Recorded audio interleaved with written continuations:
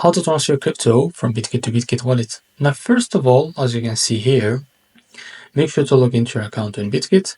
And now to send the crypto, just tap on assets. And now from the top bar, select the spot. And as you can see here, tap on withdraw. And now select the token or the crypto that you want to transfer, for example, Bitcoin. And after that, tap on on-chain withdrawal. As you can see here, first of all, select the network. Now select the network that will cost you the less fee. So I will see here that the network that will cost me a less fee, it's by type or choosing the BIP20. Now after that, to withdraw address of that crypto that you want to transfer, now go and open your Bitget wallet. And after that, tap on wallet. As you can see here from the top bar, just select the network as Bitcoin. As you can see, this is our crypto. Now click on it. Now to withdraw address of Bitcoin, just click on receive. And as you can see, you can copy the withdrawal address. Now go back to your Bitget app and you can paste it in the withdrawal address here, as you can see. After that, you can set the amount that you want to transfer, for example, 0.09.